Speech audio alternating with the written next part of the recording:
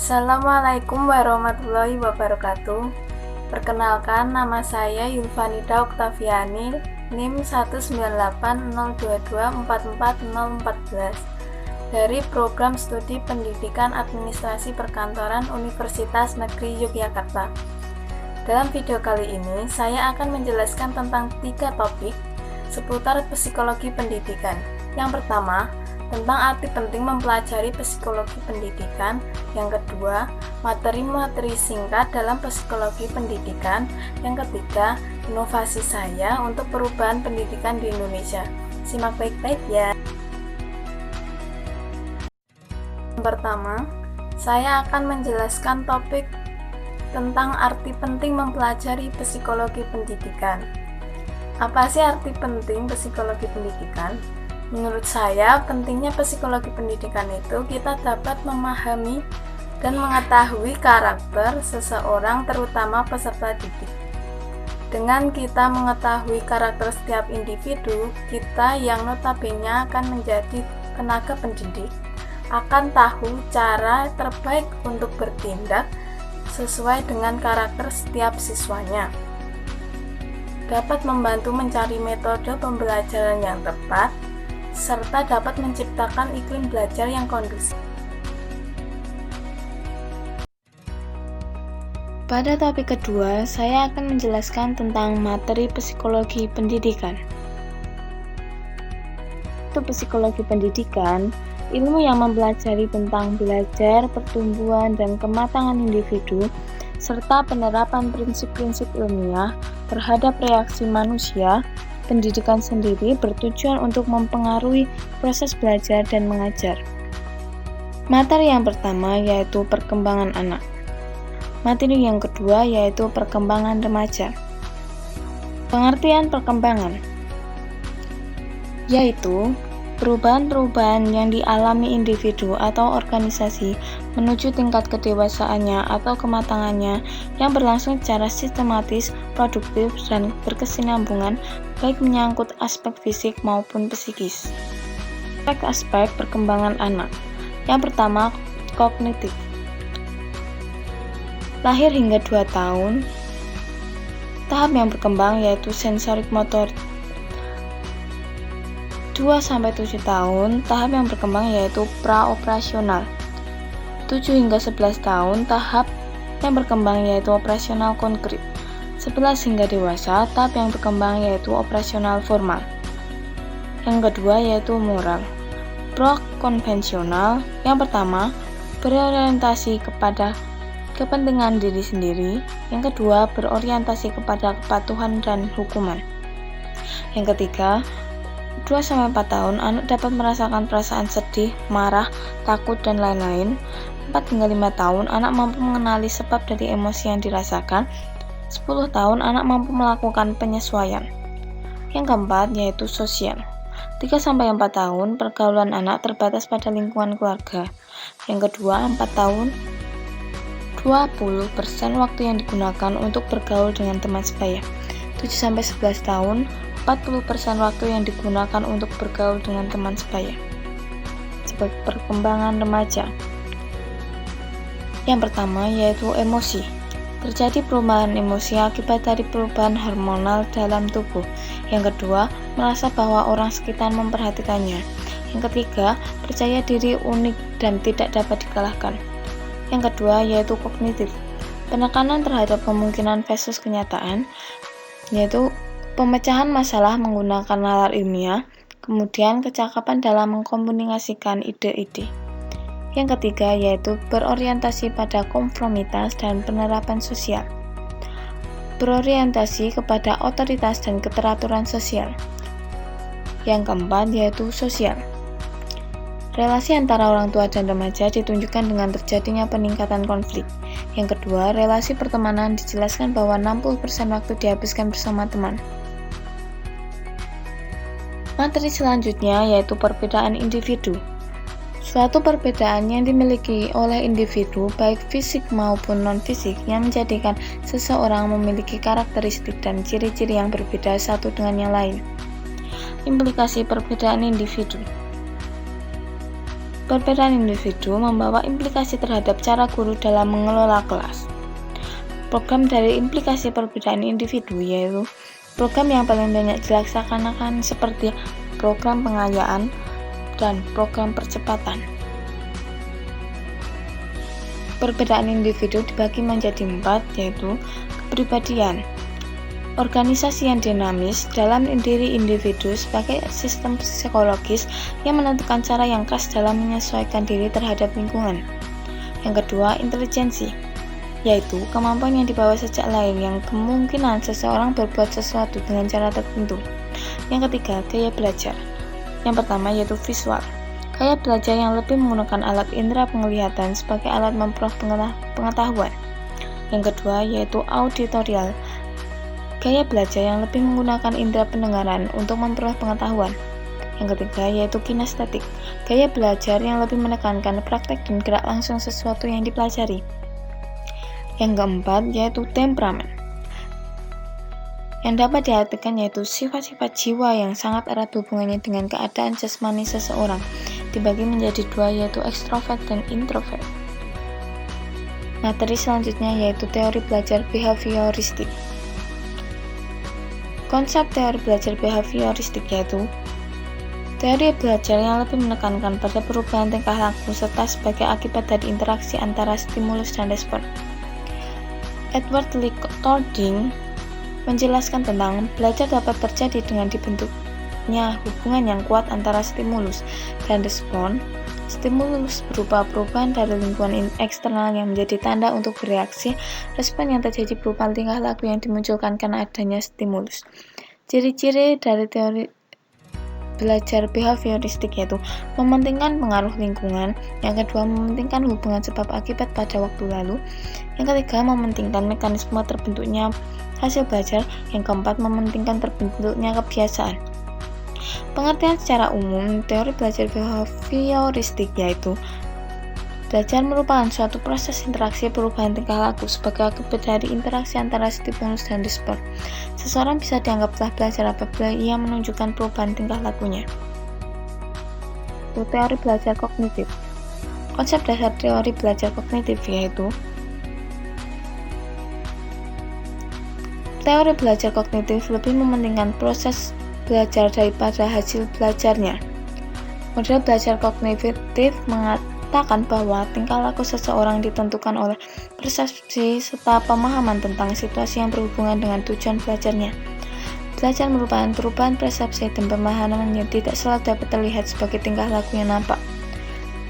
Kemudian, menurut John Piaget, yaitu perkembangan kognitif merupakan suatu proses genetik, yaitu suatu proses yang didasarkan atas mekanisme biologis perkembangan sistem syaraf. Piaget menyimpulkan bahwa daya pikir atau kekuatan mental anak yang berbeda usia akan berbeda pula secara kualitatif.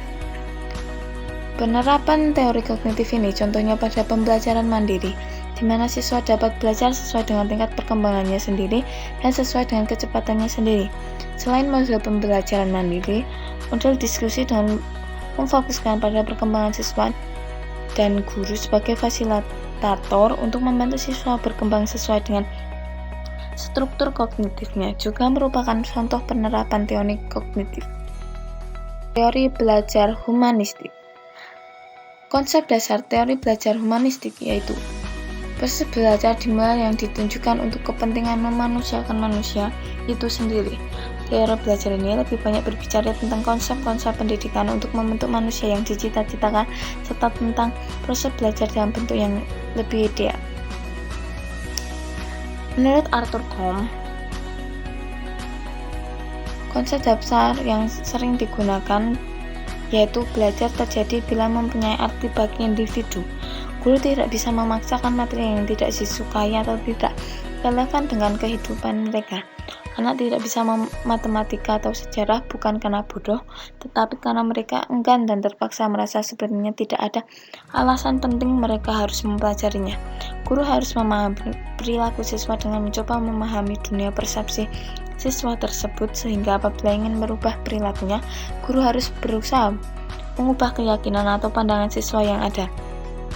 Penerapan yaitu aplikasi teori humanistik lebih merujuk pada ruh atau spirit secara proses pembelajaran yang mewarnai metode-metode yang diterapkan. Peran guru dalam pelajaran humanistik adalah menjadi fasilitator bagi para siswa, sedangkan guru memberikan motivasi, kesadaran mengenai makna belajar dalam kehidupan siswa. Guru memfasilitasi pengalaman belajar pada siswa dan mendampingi siswa untuk memperoleh tujuan pembelajaran siswa. Dari belajar Ki Hajar Dewantara. Konsep pertama yaitu Engarso Sungtulodo, berarti yang di depan memberi teladan. Guru diharapkan mampu memberikan contoh teladan yang baik kepada siswanya. Konsep kedua yaitu Engmadyo Mangunkarso, berarti di tengah menciptakan peluang untuk berprakarsa. Guru diharapkan mampu membangkitkan semangat, berswakarsa, dan berkreasi. Konsep ketiga yaitu Tutwuri Handayani, berarti di belakang memberikan dorongan dan arahan. Guru diharapkan mampu mengarahkan siswa agar dapat berjalan di depan dan bertanggung jawab. Menurut Ki Hajar Dewantara, dalam pendidikan manusia, nilai rohani lebih tinggi dari nilai jasmani. Materi berikutnya itu lingkungan belajar. Lingkungan belajar adalah segala sesuatu yang berhubungan dengan tempat proses pembelajaran dilaksanakan. Lingkungan belajar yang kondusif dapat mengoptimalkan kerjasama antara sekolah dengan keluarga atau orang tua.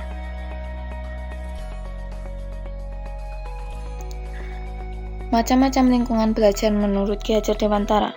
Yang pertama, lingkungan keluarga. Yang kedua, lingkungan sekolah. Yang ketiga, lingkungan masyarakat. Materi selanjutnya yaitu motivasi belajar. Pengertiannya sendiri yaitu suatu kondisi yang menyebabkan perilaku tertentu yang memberi arah pada tingkah laku tersebut. Motif motivasi tersendiri yaitu sebagai daya upaya seseorang untuk melakukan sesuatu.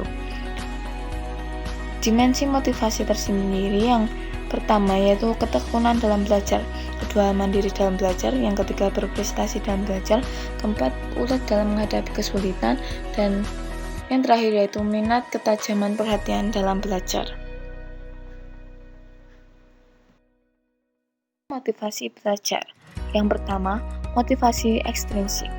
Motivasi untuk belajar yang berasal dari luar diri siswa itu sendiri. Yang kedua, motivasi intrinsik, yaitu motivasi untuk belajar yang berasal dari dalam diri siswa itu sendiri. Yang ketiga, yaitu motivasi instrumental.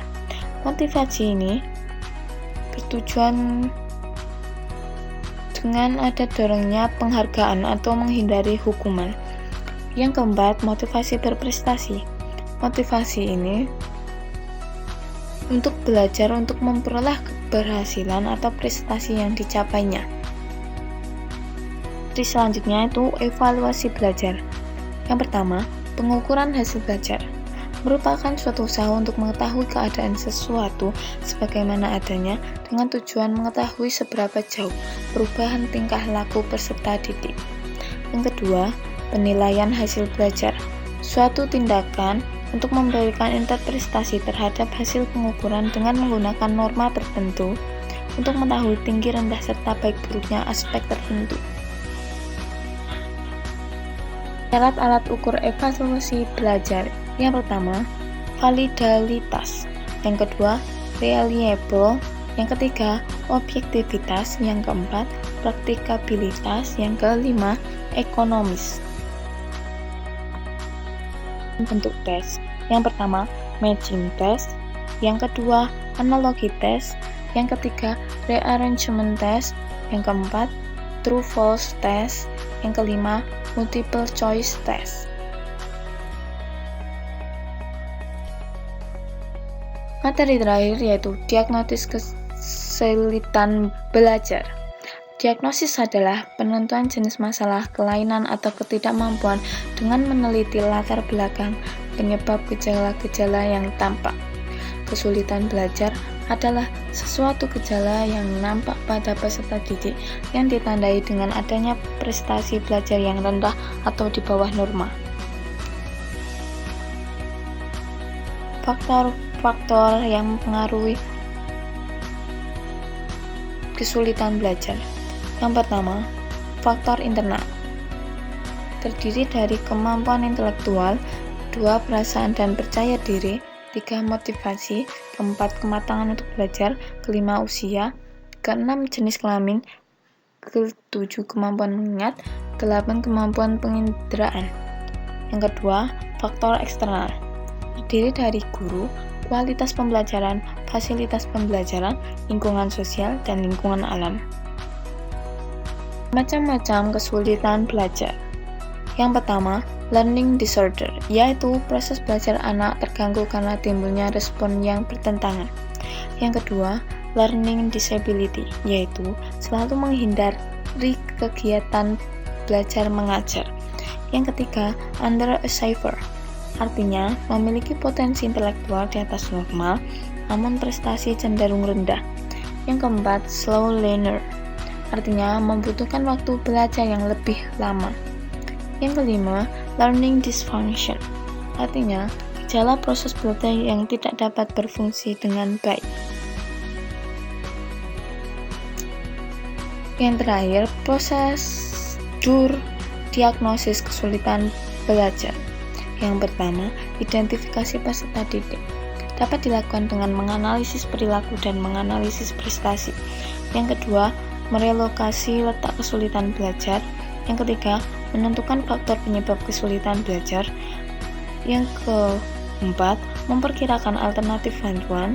Yang kelima, menetapkan kemungkinan cara mengatasi. Yang keenam, yaitu tindak lanjut.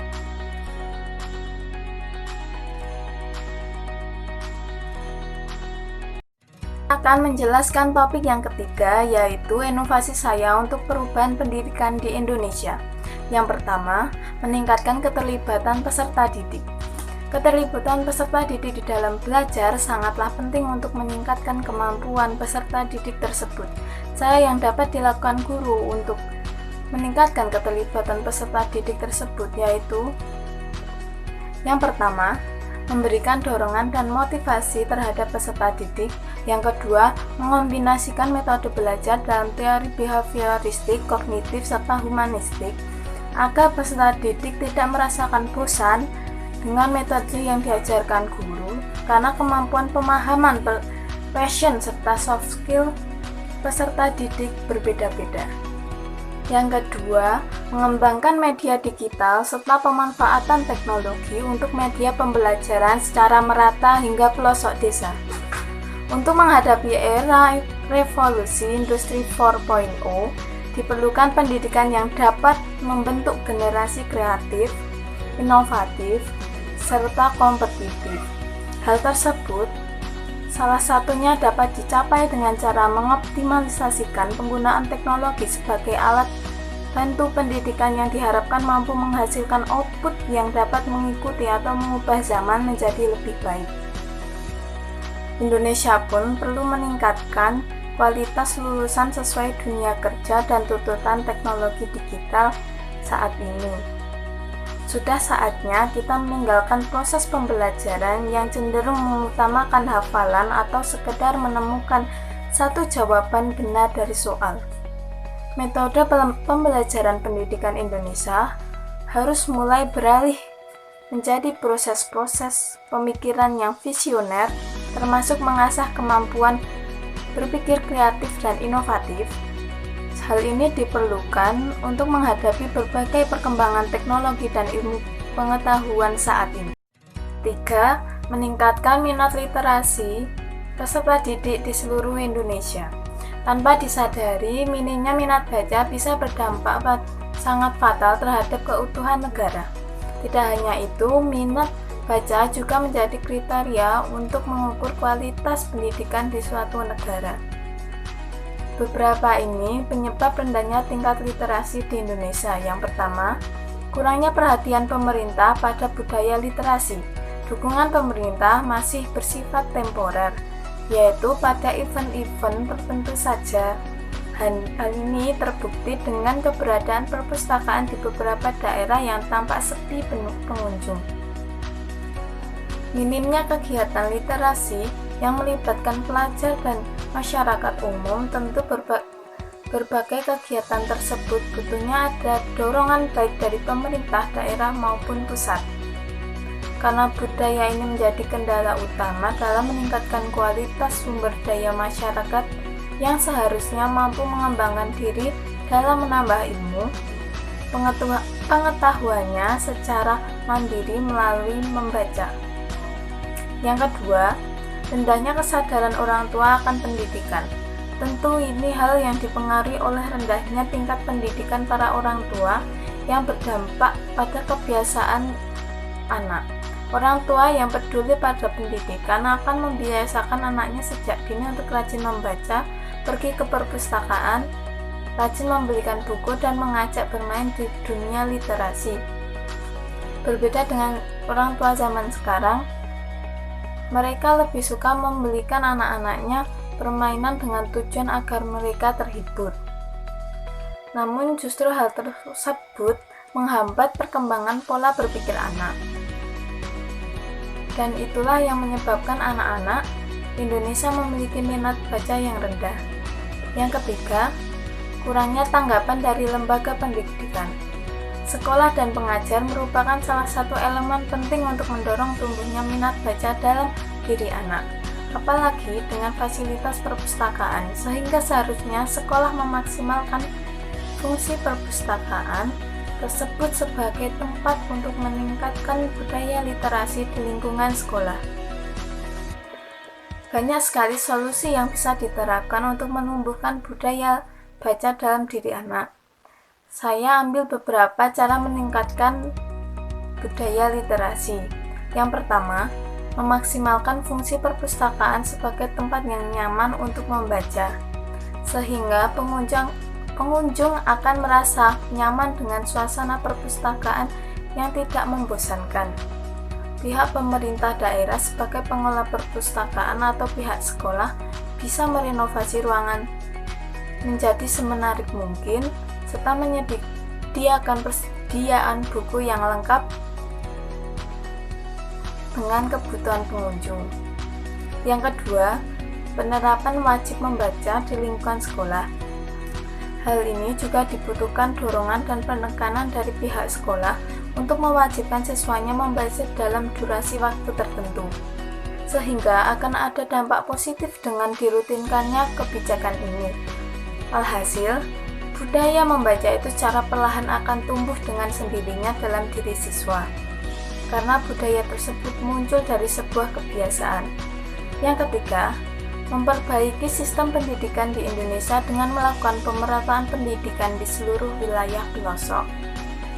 Hal ini bertujuan untuk meningkatkan angka melek huruf yang masih terhitung sangat rendah.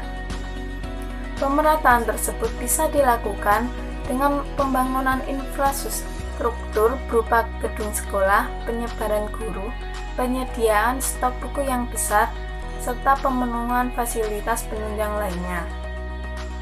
Keempat, mewajibkan penerapan pendidikan sosial dan moral bagi peserta didik.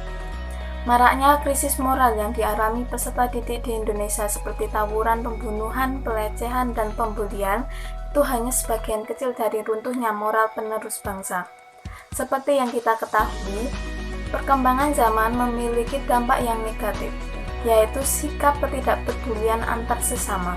Oleh sebab itu, pada zaman sekarang ini perlu diadakannya pembelajaran moral dan sosial terhadap sesama sejak dini. Cara yang dapat dilakukan paling sederhana oleh guru serta orang tua yaitu dalam teori belajar behavioristik, kita dapat menerapkan pembiasaan kepada anak seperti keteladanan dalam beribadah, berbicara secara jujur, serta bertanggung jawab.